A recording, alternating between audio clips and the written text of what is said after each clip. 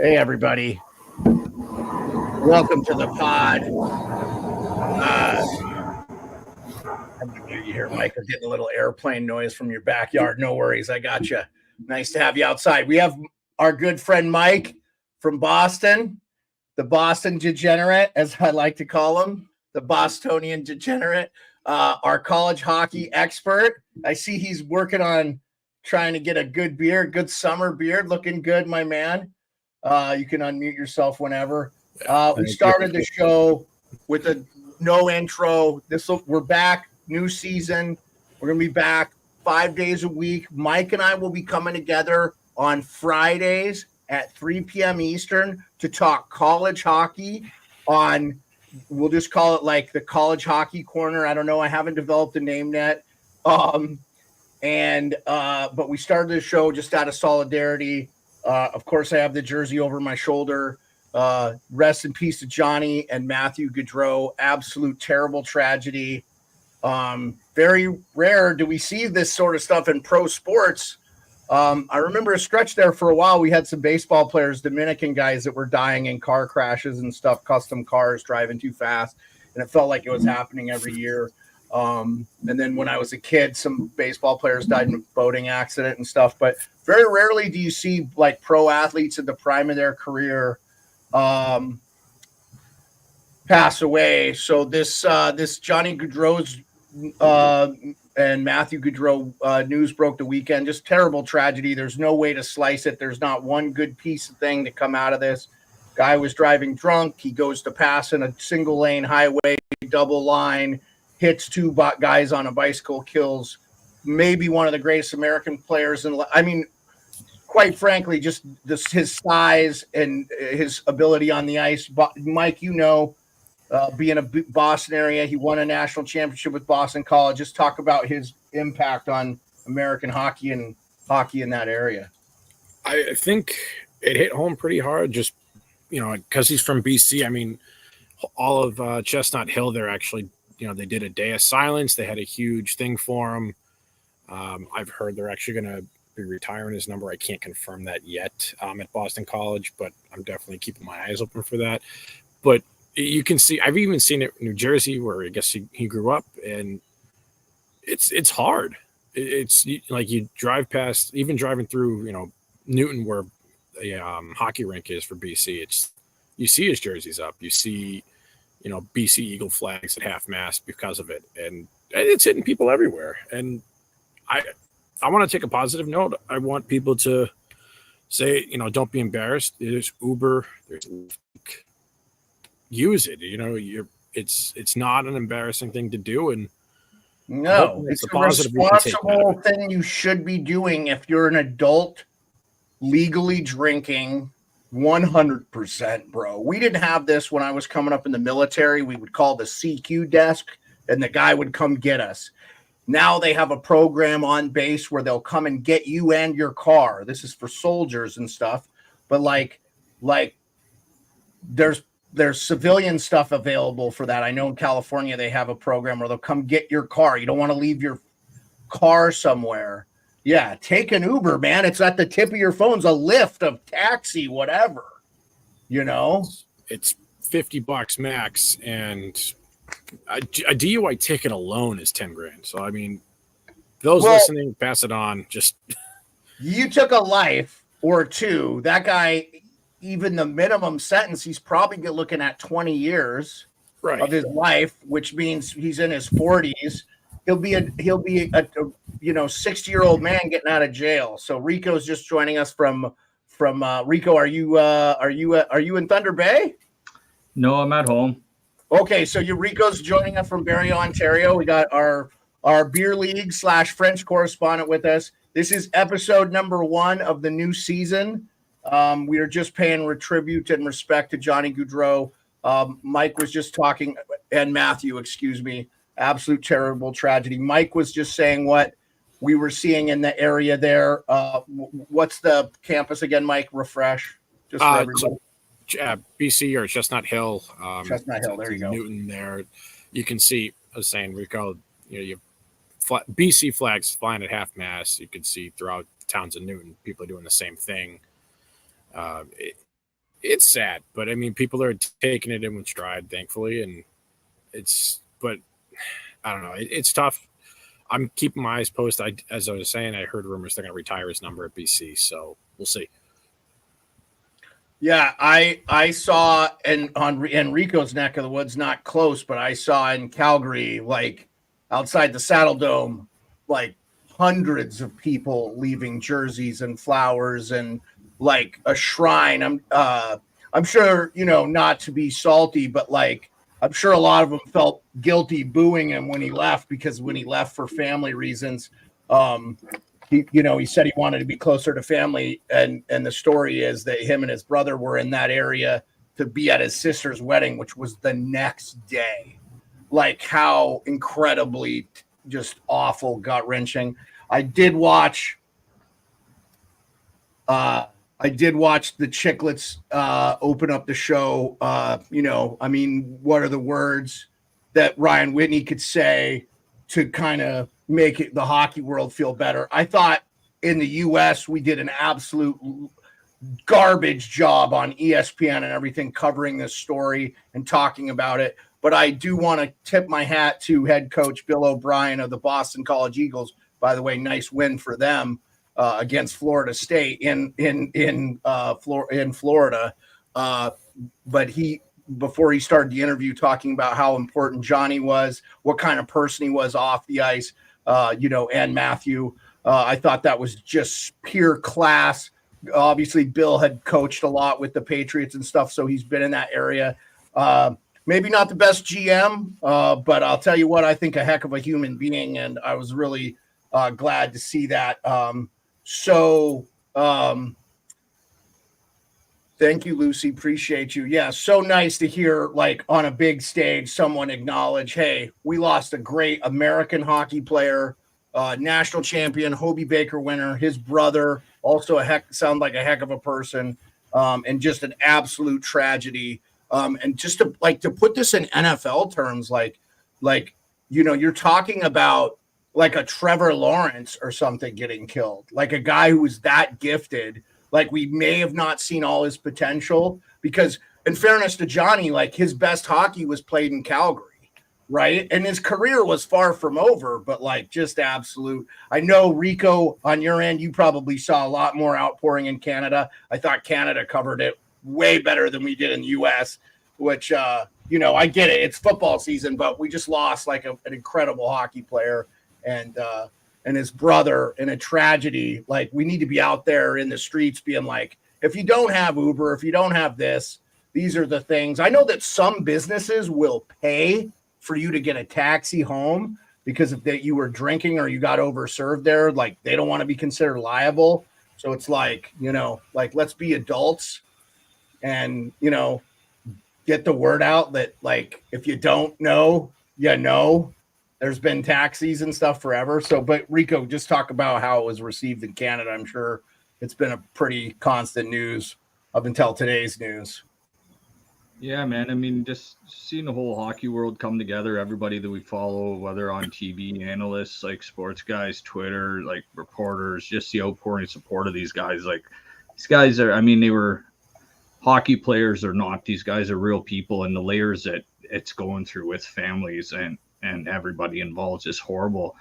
Kind of cool thing that was happening the second day, like, into it about it. I was just getting a bunch of messages, and you could tell it was just forwarded to just all my old hockey friends, all my old buddies and stuff. All of a sudden I keep getting these instant messages popped up, and I just see sticks out for Johnny and Matty, like they did for the Humber Broncos bus when everybody put their hockey sticks at their door. So I got a lot of feedback and just hearing from old buddies and stuff, and just you could tell this message has been going across wherever, Canada and North America. Just put your sticks out. So people are putting 2 sticks out at their front door like they did for the Broncos crash. But yeah, man, I didn't expect to wake up. I was on holidays when I saw in our chat there that you guys mentioned that. I woke up to that Friday morning. It's just like my first inclination I just typed in was WTF. I'm like, what the man? Yeah, I saw rumors like Hot Take Hockey was admonishing some people for maybe being a little presumptive.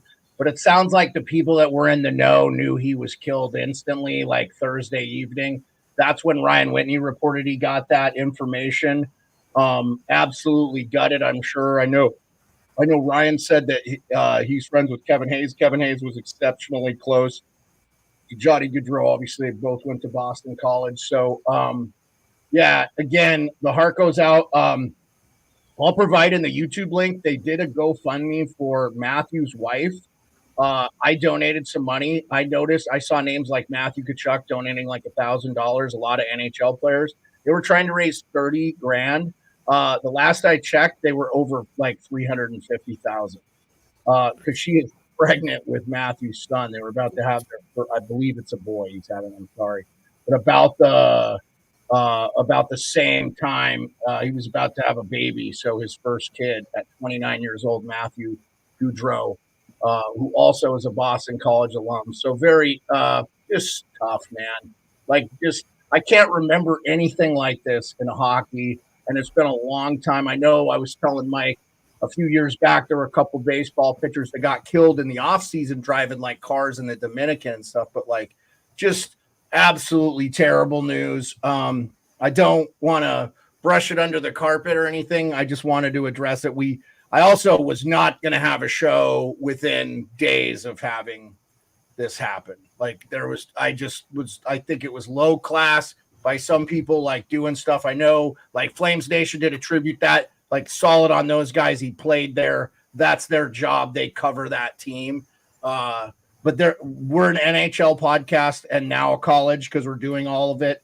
But I didn't want to just be right on there being like, oh, let us create some clickbait for the headlines. For that family deserved time to grieve. And I saw a lot of touching tributes. You can find a lot of them out there, like goals and stuff. So this just broke from the Columbus Blue Jackets as we're on air. It says, we invite fans to a candlelight vigil in remembrance of Johnny and Matthew Gaudreau on Wednesday, September 4th. So that would be tomorrow at 7:30 p.m. Eastern time. The vigil will be held on Front Street Plaza outside the entrance of Nationwide Arena. I saw a lot of sticks and jerseys and stuff out in front of that too. Not like we saw in Calgary, but to be fair, like he played a lot of years in Calgary. He had just gotten to Columbus. I think he was just going into his third season with the Blue Jackets. Or second, I might be wrong. So anyway, that's direct from the Columbus Blue Jackets. Again, we're back on podcast form. This will be the first episode. Our last podcast episode was April 30th. We didn't do any of the playoffs. That'll change, but for like live streams and stuff for games, I probably won't have those on podcast. I'll need to hear from you guys. And we're growing. Like we had people on, we're getting a good number every time. So I really appreciate the people that support us. And we love you for coming on here. So hopefully Rico and I and Perlo and Mike and our good friend Occupancy can make some money doing this a little bit and take the podcast to new places. I would really like to be in London, Ontario with this podcast for the Spit and Chicklets Cup, where that's not a doable thing.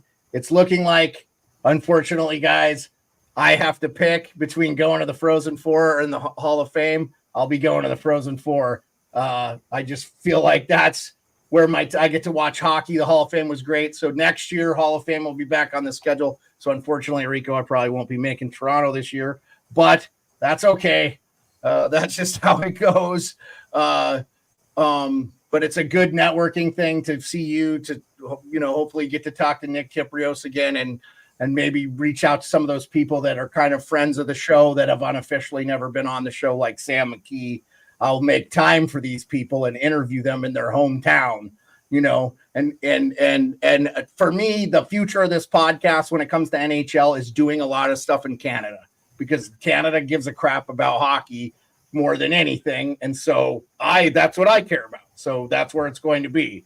I'm already reserving a room in Edmonton for next spring, summertime, just because I think they'll be in the Cup Finals again. So speaking of that, not to transition out of it, but we got the news today, and apparently it was done last week, but because of the Johnny Gaudreau news, they didn't want to break it. Leon Draisaitl signs a 8-year, $14 million AAV deal. I think it's $112 million in total. Is anybody surprised? Start with you, Rico.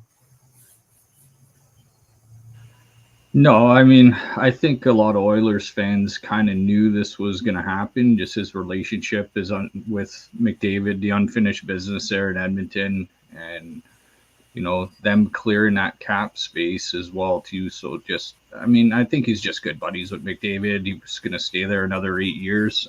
I think a lot of people in Edmonton were hoping it was going to happen, but a lot of the insiders and stuff, I thought that it was going to happen, and they nailed it right around the number I think that he got. I think that's what they kind of had said, that they were expecting about a $14 million deal. So obviously he resets the market a little bit in Edmonton. So the money just keeps going up, and he's obviously been in touch with McDavid about this too. So that's a good sign that McDavid isn't going anywhere either. Yeah, at the end of next year, Connor McDavid gets $16 million, and in my opinion, they probably can't pay him enough money. He'll still be underpaid for what he provides. The one thing I'd say is what Draisaitl's 28, 29. This contract at the end of it might be 36. Yeah, might be a little tough. Might be a little tough on the Oilers there, but we'll see. I mean, obviously they had to get it done. They're in cup contention. They're going to, in my opinion, that they're going to win the cup within the next 2 years here. I think they just got to get some key things figured out. And, again, I saw guys like Tyler Yaremchuk from Oilers Nation. Shout out, Tyler. There was no panic. I think the insiders, the information he was getting, probably from Frank, who I have up on the screen for you here. But I saw Friedman had it first. So shout out to Elliot Friedman. He kind of reported it. I saw it first from his feed, is that was done and the details were to follow. But ironically, last Wednesday, Chicklets recorded their thing, and then they just put the little excerpt about Johnny Gaudreau in the front of their thing, but they didn't have the Draisaitl news because obviously it broke today, not last Wednesday. And both of them were saying, would you be shocked if it started with a 14? And he said if it was 13.5, Edmonton fans would be going nuts. I don't think Edmonton fans are going to lose their mind over 14. They got them locked up and stuff. So.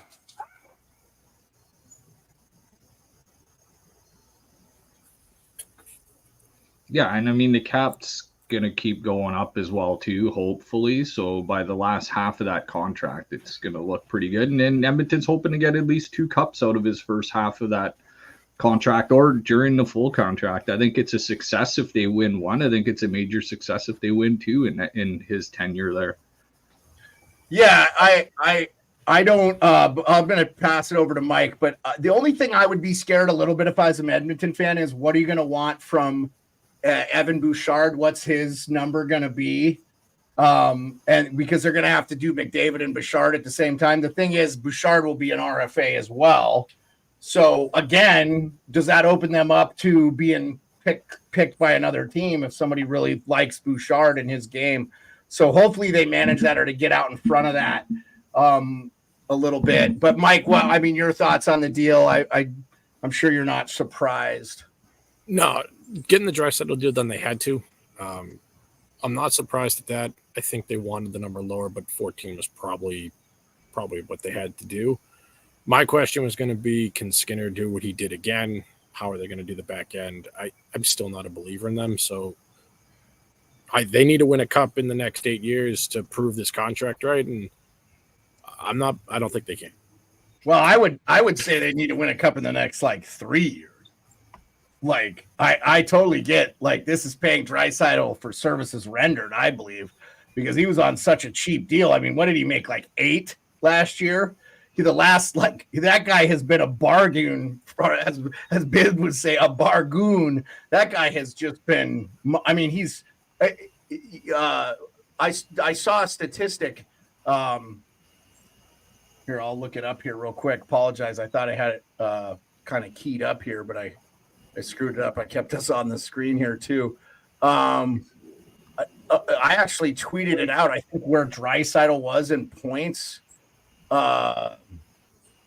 All that. I'll try to remember the original post here, By the way, we are live on Twitch, Twitter, aka X, Instagram, and YouTube. Shout out my friend Jay O'Connor, who lives and works in LA on movies. He just finished up working on Horizon.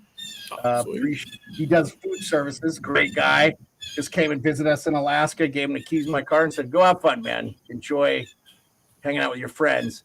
I think we're getting a little chirpy bird in the background there, Mike. Go ahead and mute yourself and I'll get you back.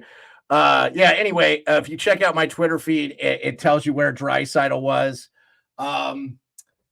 In like scoring, it's, you know, he's all over the place. But he's top 5 in just about everything. I think he was top 3 in just about everything. The only thing you probably don't want him on is the penalty kill based on like the analytics and stuff I saw. His numbers aren't great there, but like, I mean, really seriously, what are you gonna say there? Yaremchuk said my best guess is 13.529, which it wasn't that. Again, I think with the cap going up, it's not a big deal.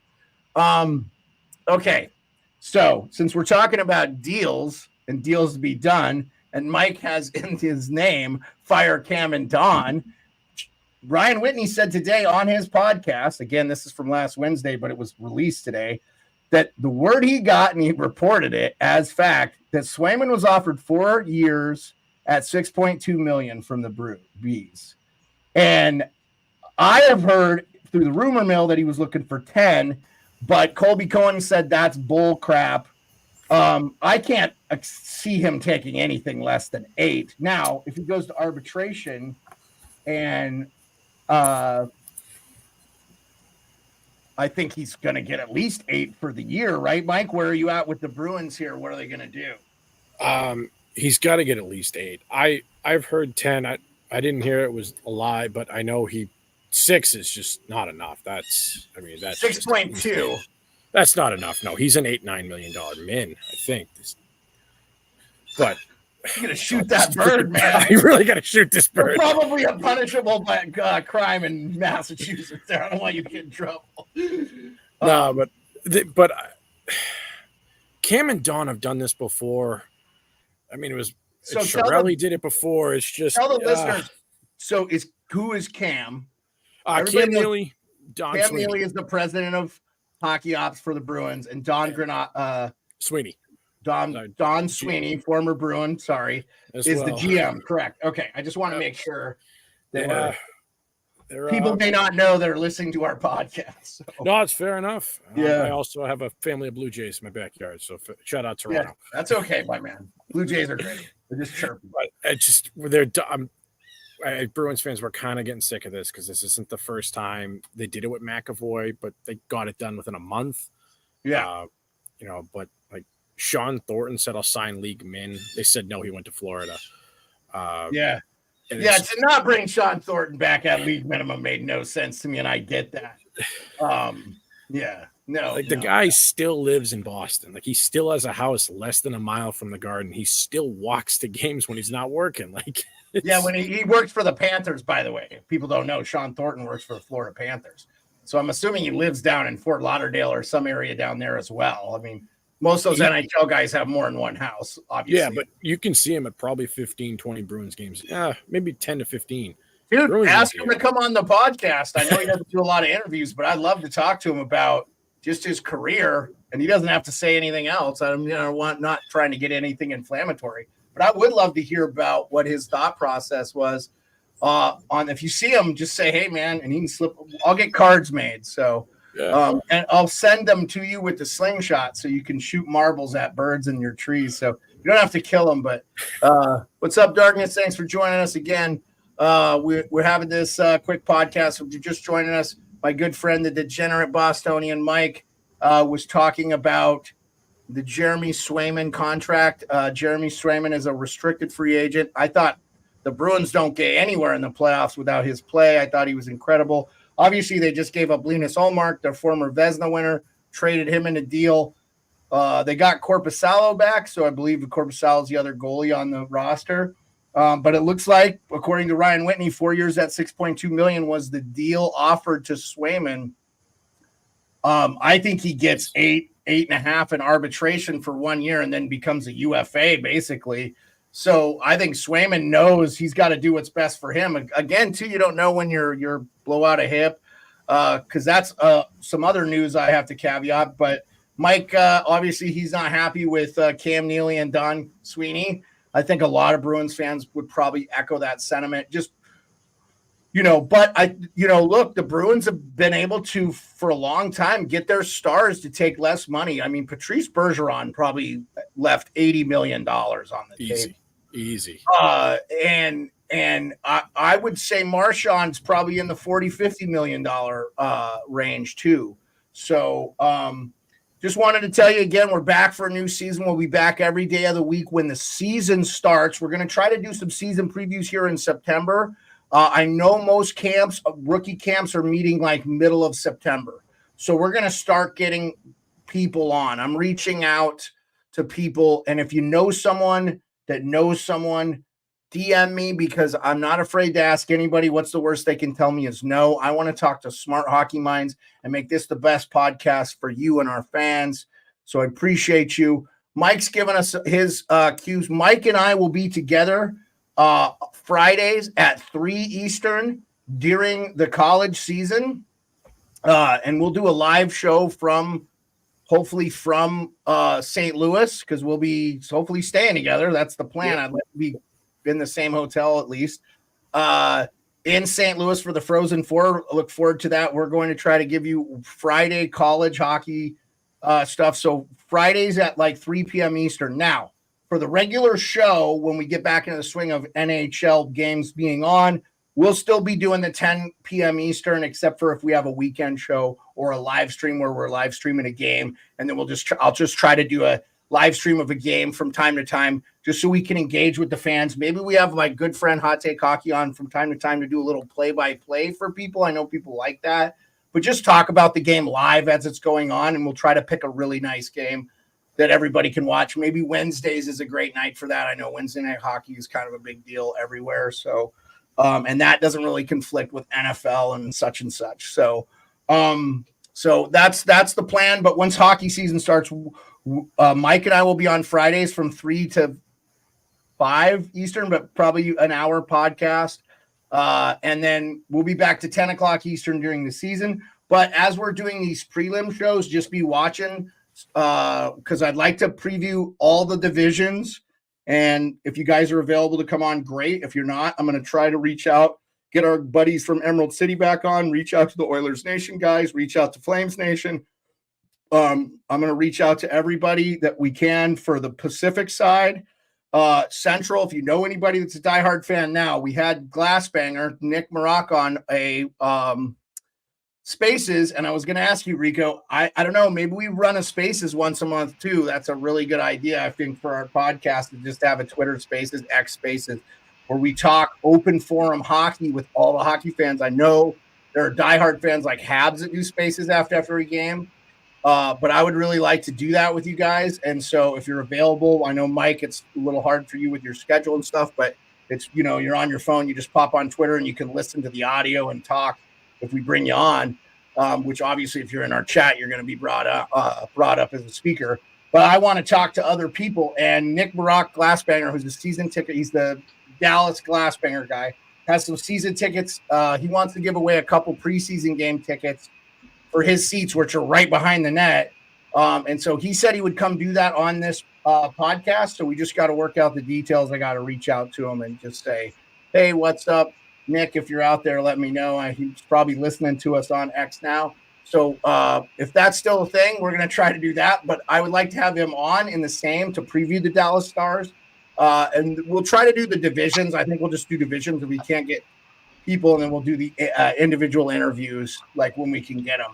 So I'm just going to be very flexible with people's schedules because I have a flexible schedule. So a lot of times the interviews will probably just be me and the person I'm interviewing. But as much as I can, I want to have Rico, Perlo, Mike. And then obviously Occupancy is still a part of this podcast, but he lives in Switzerland now, man. So like, it's going to be hard. Like, he'll be our European guy, but like, we'll be getting stuff from him. He'll come on from time to time and give you the bets, like with Perlo and Rico and the shot. So I just want to audioize this out there for everybody as this is going back up in the podcast, and we'll be back.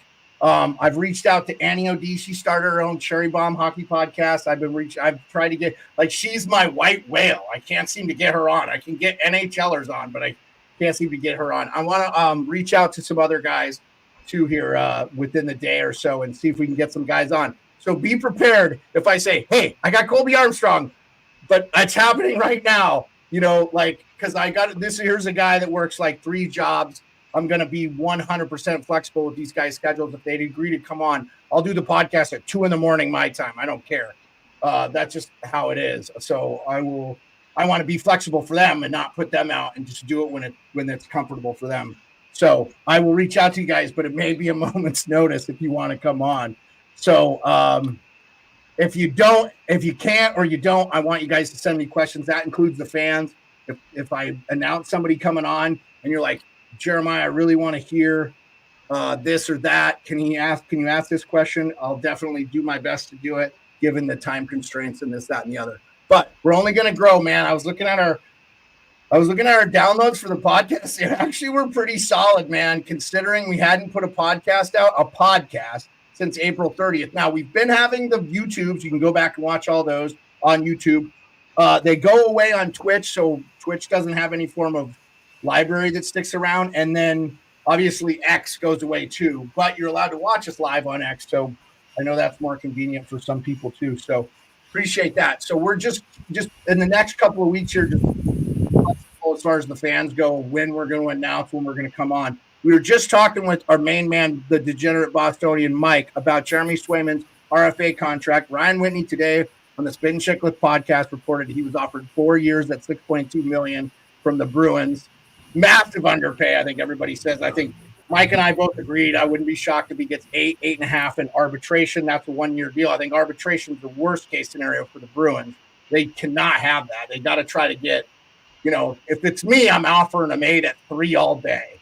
Like, if you're worried about longevity in a goalie, like, Rico, where are you at on this? I'd love to hear, because the goaltending is such a polarizing position now. And if, you know, but I think it was proven again, you can't win a cup if you don't have elite goaltending, or they're playing elite. Like Aiden Hill, maybe not elite, but played elite during the play. So, yeah, I think, pardon me, I think it's tough to justify $10 million right now, but I think if you sign him long enough to that contract, he's going to be a $10 million goalie down the road. I think right now the echelon of $10 million goalies, you could probably not even count them on one hand of them making them. So is he one of the top tier goalies? Would you say he's one of the top 3? Because I don't know if there's even 3 getting paid $10 million right now, but he's resetting the market. There's 2. Yeah. It's Carey Price, who's not playing but is drawing the contract, and there's Sergei Bobrovsky. Yeah, so that's what I mean next year. If he's getting paid $10 million next year, should he be the second top paid goalie in the league? But if you sign him to a long enough contract, that contract's going to be a bargain during probably the last half of it as the cap goes up. He's just resetting the goalie market. It's not his fault. That's kind of what he's going to be worth 2-3 years down the road. So if you sign him long term to 10, I think it's going to work out overall, including next year, but towards the back end of that contract as well, too. So if you're going to give him anywhere close to 10, give him the max number of years, have him commit to that. And I think he's shown that he could be one of the top goaltenders in the league. I think it's just hesitant to pay him that next year, in my opinion. But I think long term, it's a pretty good deal for Boston and the goaltender, in my opinion. But I think a lot of it had to do, and I heard this somewhere, I don't know if they talked about on Chicklets or whatever, was the arbitration hearing that he had with Boston. I guess that just went to shit, and all of a sudden Swayman started taking business courses and stuff at one of the colleges in the area, and he said, I'm going to verse myself in this going forward. I guess he was humiliated. He just felt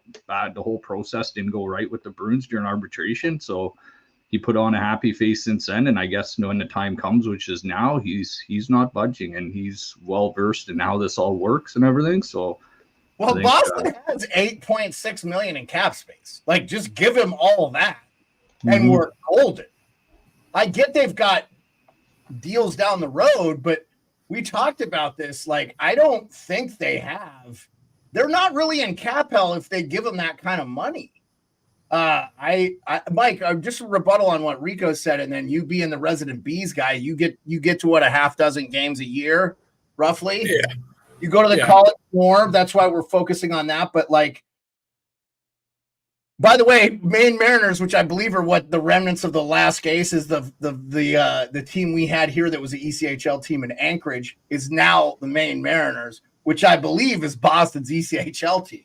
That is so. correct. Yeah, so in some ways, Alaska, not only with Jeremy Swayman, is still tied to the Bruins in a little bit there. I look at where their roster is. Pasternak's locked up long term till 2028. Lindholm, they paid nothing, 7.7. That's if he ends up being injured or whatever. They don't really have any Morgan Geeky who's going to have arb rights, and they just are bringing him in. So he's a guy, if he doesn't play well, they probably don't bring back. John Beecher, where's he at in development, Mike? No, get him out of here. Okay, so yeah, you guys are fine with him going. And then your UFAs, this is just on the forward sides. Patrick Brown, Vinny Lettieri, Justin Brazeau, and then they just got Tyler Johnson on a PTO, so he hasn't even made the team. But outside of that, Mason Lowry, they don't have much. With the cap going up, they'll be able to keep Lowry, and they could pay Swayman easily $8.5 million. Yeah. So I mean, Lowry's good. I liked his play. I heard his name a lot this year. Sometimes good, but a lot of times, sometimes bad is what I meant to say. But a lot of times good. I didn't feel like he was a problem for. I mean, Mike, please chime in here. I don't want to. I'm getting a lot of heat on this next comment, but I actually think he's an all-star this year. I think he's going to make a run. Dude, you're there and you're watching him play. So, you're not going to get any from me. Rico, your team plays. Rico being a Ontario, he's a Leafs guy. You see the Bruins a lot. What do you think of Lowry in his game? You played good young player. He'll be getting top minutes on that Bruins team next year. I think they were kind of letting him rip a little bit to give him a little bit more leeway on the ice, giving him more ice time last year. So no, a very good young player, and they need it. I mean, besides McAvoy, you need another solid guy back there. I know they got Lindholm, and then they signed Zadorov. They signed Zadorov. Don't forget. Oh yeah, Zadorov is there. That's and right. Carlo is solid. His knock is he hasn't been able to stay healthy, but that hasn't been a factor the last couple of years. So I actually think Carlo was going to make a run at Ray. He was getting talked when he got picked. He was like, oh, he could be the next Ray Bourque, and now he's the next Eric Lindros. Yeah. Lowry's a Boston player. He's got a little bit of grit and size to him, right? He just fits right into that Boston team. Absolutely. I mean, when he was at Ohio State, he carried them. He had 5 points in the first round against Harvard, and then had 11 shots against Quinnipiac. Quinnipiac destroyed them, but he's half of Ohio State's offense that game. It was insane. Yeah, I have not seen a more executed defensive plan from a hockey team since the New Jersey Devils that Quinnipiac levied on in their championship run 2 years ago in Tampa, 2.5 years ago, I guess now, but ridiculous. I hadn't seen a defensive clinic like that. They played so well. I just got to say, looking at the Bruins pairing, your top pair is Lindholm and McAvoy, ridiculous. Your second pairing is now Zadorov and Carlo, and your third pair is Peak and Lowry. And not one of those guys is the only guy that's 30 is Hampus Lindholm, and he is 30, and we all know defensemen age like a fine line, so their back end is set. I mean, I just don't understand why they're trying to play hardball with Swayman. They did a good job managing their cap. Give him $8.5 million for 10 years, whatever. 8 years is the max you can give, but I guarantee he signs that deal or considers it highly. It's 2.1 off the deal you're giving. Why not just give him the 8 years? If it doesn't work out, you can trade him. Any team, the way he played in the playoffs this year, any team will take a run on him, even if he's an absolute dumpster fire for 5 seasons. Everybody knows it. Matt Murray cannot not get a job in the NHL because he's part of 2 cup runs. You know what I'm saying, Rico? I don't know how you feel about that, Mike. You're there. like would Bruins would not have a problem with him making $8.5 million? I don't think the fans. No, one deal I heard floated around was he gets 4 years for 40. He gets 8.5 this year and then 10.5 the next 3. Yeah, that works with their cap. Like right now, they cannot do 10 million this year. There's no way. So, like if the arbitrator rules that he gets 10 million, that's the thing I'm wondering is because it's independent arbiter looks at your stats and goes based commensurate on what you would make. I can't see him making less than like 7.5. Like I can't see an arbitrator. Yes, Ibrahim, thanks for coming in, man. And, we mourn with Flames Nation as well as the Blue Jackets fans and all of hockey, Boston College. We talked about it at the beginning of the show. If you missed, we had a big thing about Johnny Gaudreau and the whole thing. So didn't start the show with any intro music, just the picture I took on social media of the jersey hanging over the lake there. So again, just to, not because there's people chiming about it in the chat, we've just kind of moved on from the conversation. But go back and watch what we said. I thought it was a good job, and we didn't want to be out there like the next day having a show trying to take advantage of somebody's death. So, but it would be disingenuous to not talk about it on this show, the first show of the new season. Also, we'll be back on podcast forums, Spotify, Apple, Fans First Sports Network, FFSN, NHL Nightly. But I want to tell you, we're probably going to change the NHL Nightly name to something hockey encompassing, because Mike and I will be doing a college hockey show on Fridays during the college hockey season, culminating in us being together at the Frozen Four. We'll do some live shows. Probably not making the Hall of Fame this year, just budgetary cuts we're making. Everything is getting more expensive, man. So we just have to make some sacrifices. But that's going forward here. Yes, Perlo will be with us. He just couldn't be with us today. We're doing an earlier show.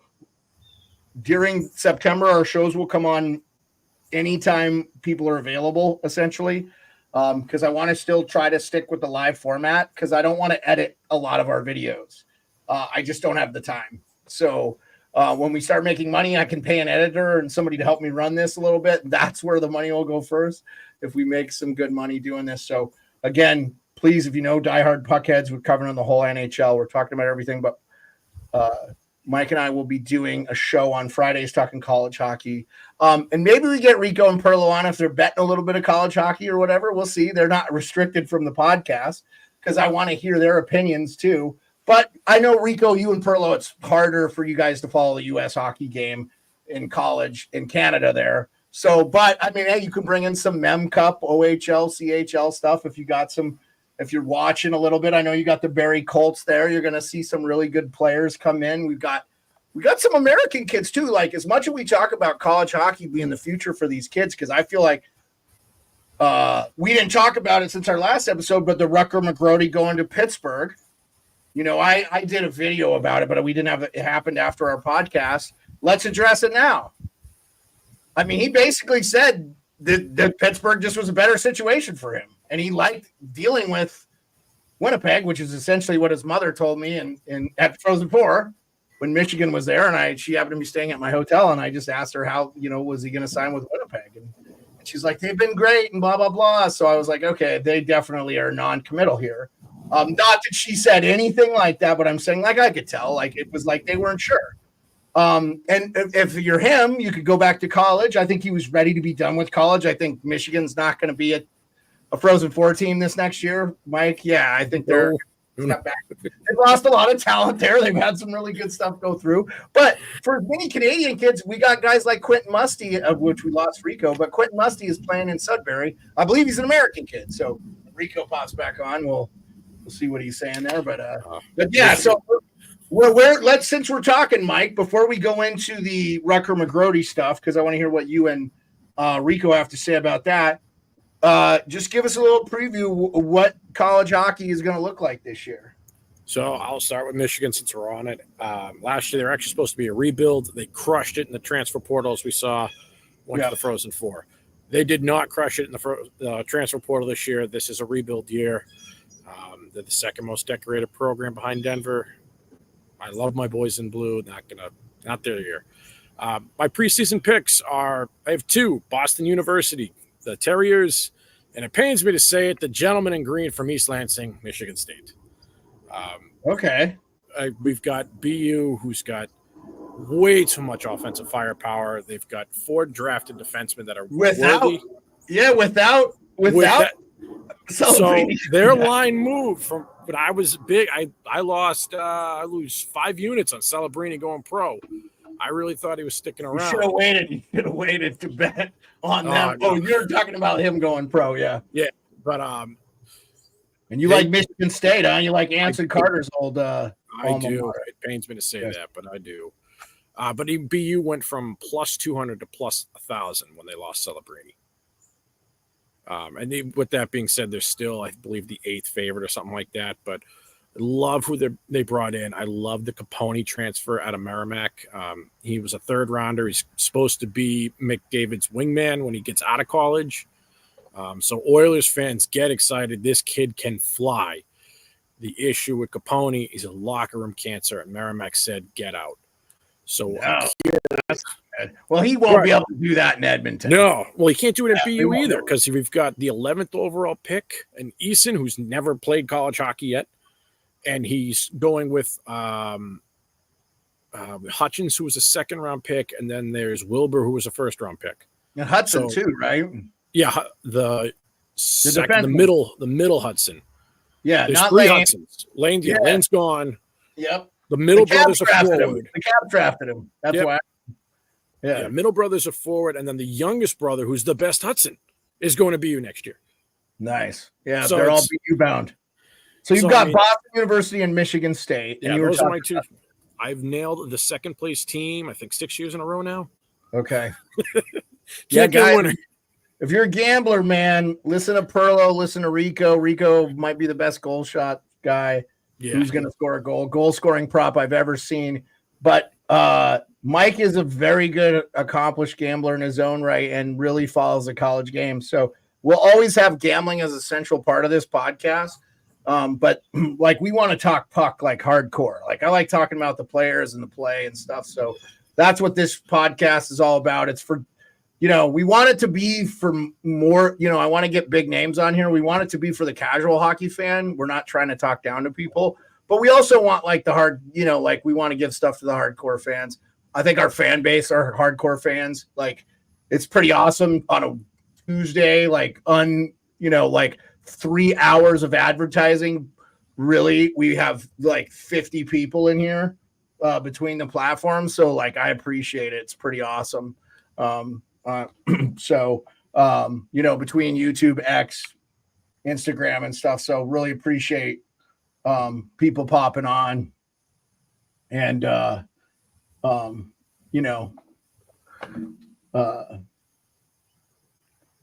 listening to the podcast. So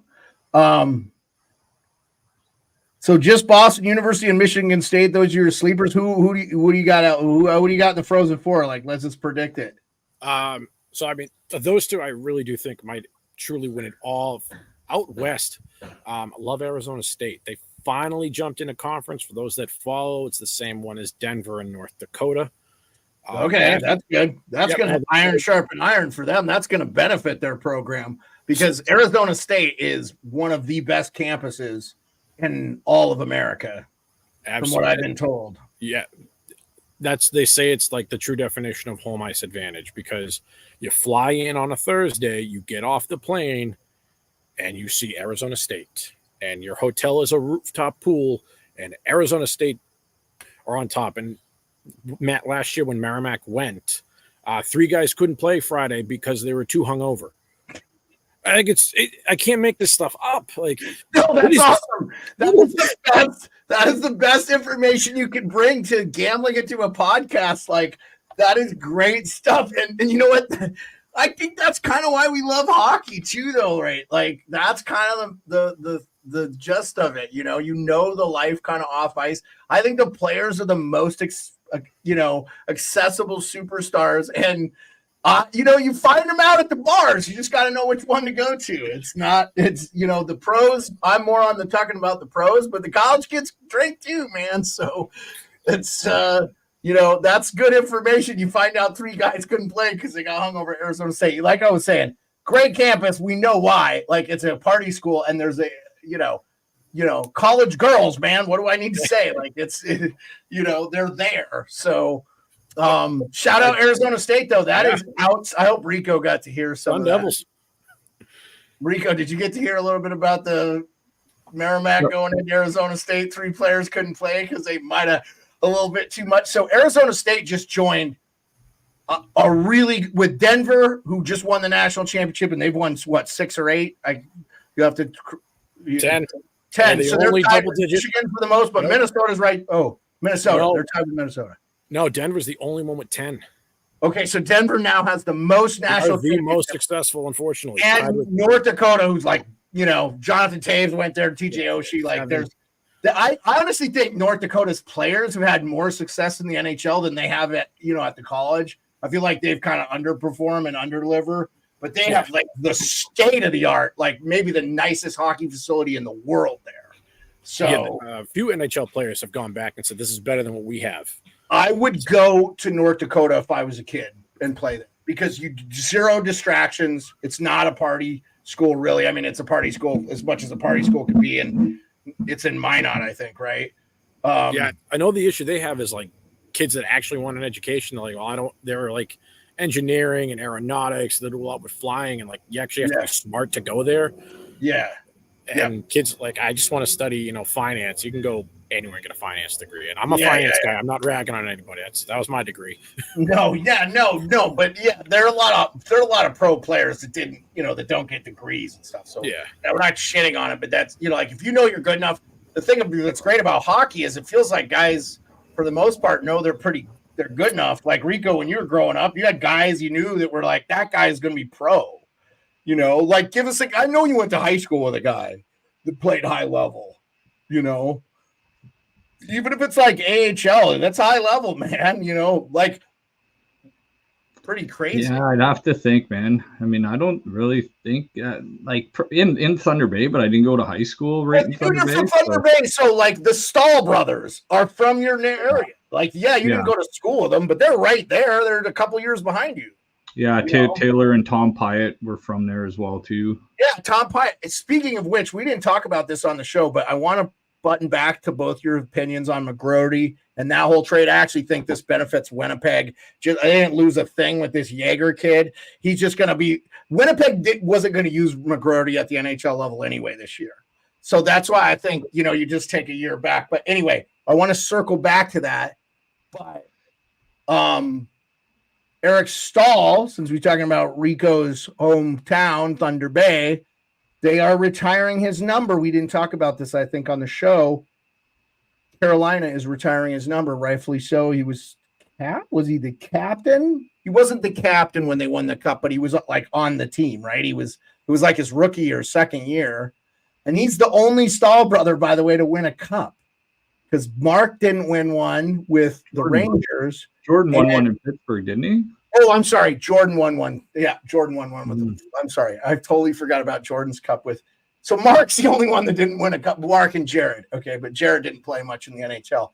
So, but still, pro player. Like, dude, seriously. You think the youngest, though, would be like the best because the older brothers are beating his ass, and he just gets good. That's how I always feel like the youngest are usually, because we were just talking about the Hudson brothers, and Mike was saying the youngest Hudson going to be incredible. I mean, they're all small, though.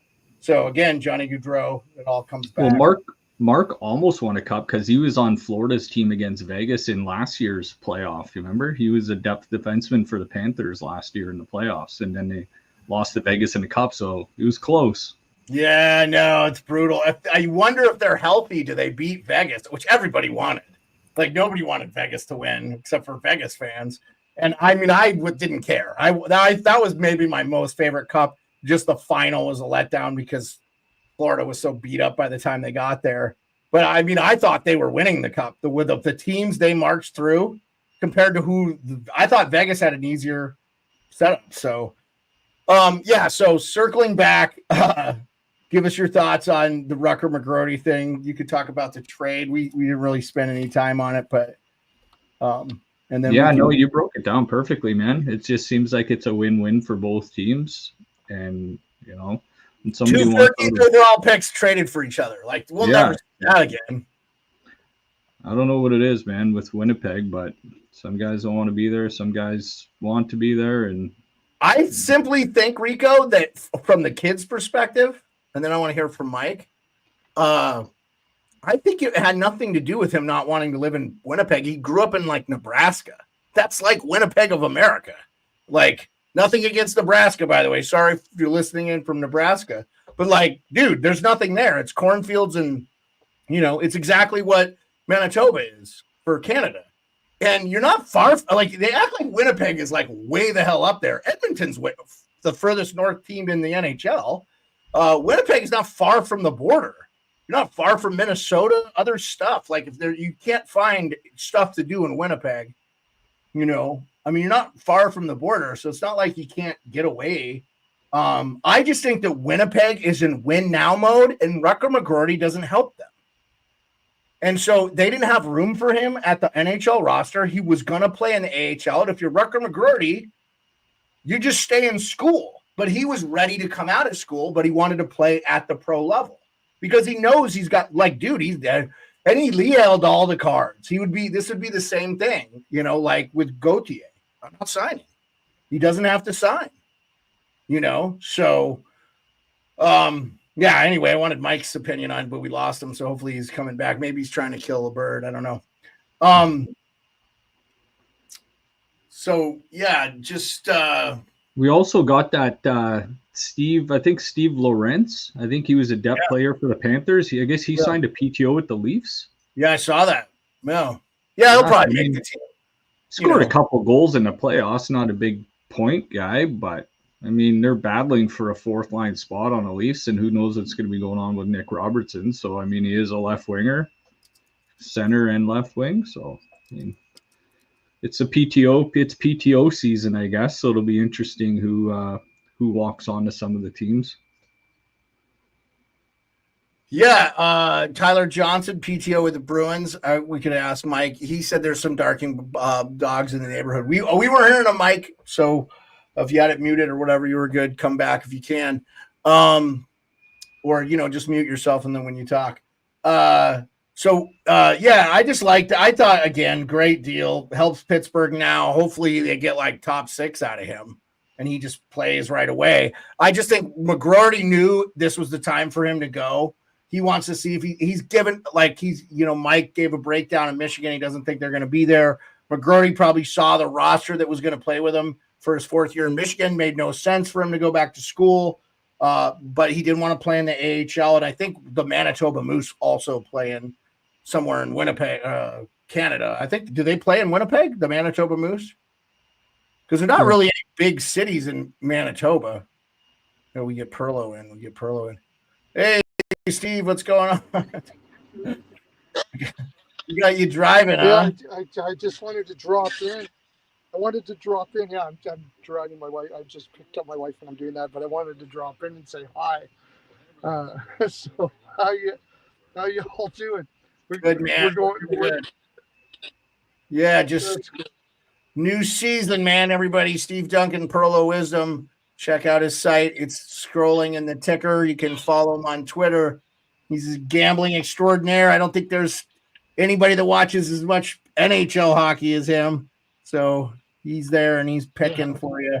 So he'll be part of the podcast and be listening in when we get games going. We were just talking about the Johnny Gaudreau thing, and then we were talking about just like the PTOs and stuff. We were kind of at the end of the show here anyway.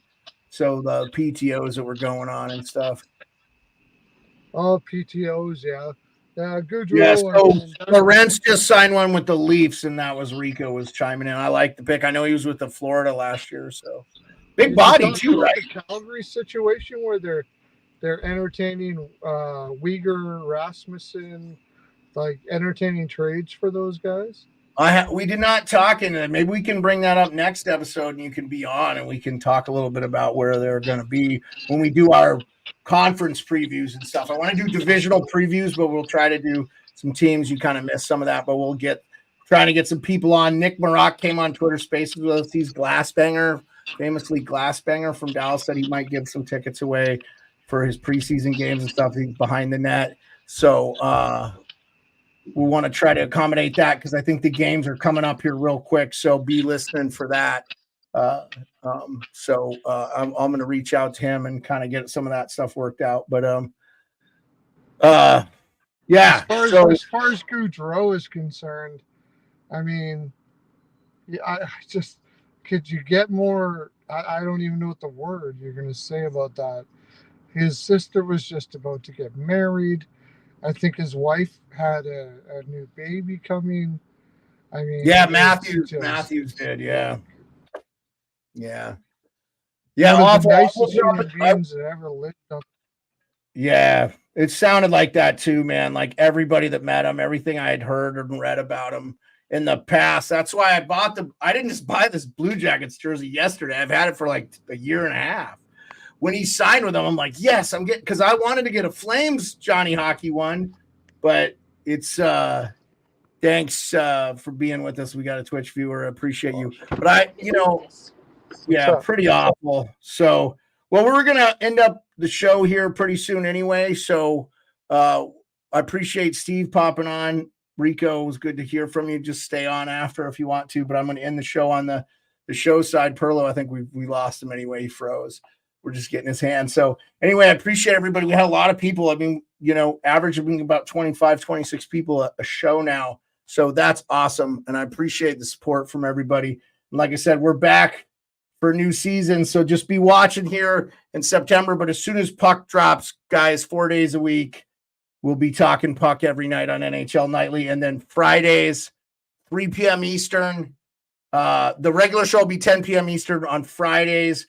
3 p.m. Eastern, my main man, the degenerate Bostonian, Mike, will be talking college hockey and then just kind of where he's looking at bets and stuff, but really want to talk specific games and who's playing and stuff. So I'm going to be trying to squeeze in as many college hockey games. Fortunately, ESPN Plus shows them and I can go back and watch them. So shout out, I can listen to John Buchgras and Colby Cohen call college games. So anyway, Rico, you got any parting words before we call it a show? No, buddy. I mean, it's sad the way we started the show, but you know what? I think the NHL community, a lot of people are going to embrace his family, offer as much support as they can to him anyway. And you know what? It's just terrible tragedy. Everybody's got to try and move on. It's possible. You know what? We're also here if anybody needs to chat as well too. And we're on the show. Anybody can throw anything up in the chat. We'll always answer honestly and compassionately. And I guess we'll see you next time and see what the season brings. Yeah, be watching, guys. Definitely gonna have a lot more shows coming. I'm just reaching out to people, and we're gonna do them as I can get them in. But yes, again, to end on that tragic note with the two Gaudreau brothers, let them rest in peace. My heart goes out to their family. I hope they get the support they need to get them through this extremely difficult time. I appreciate everybody coming out. Thank you very much to all of you.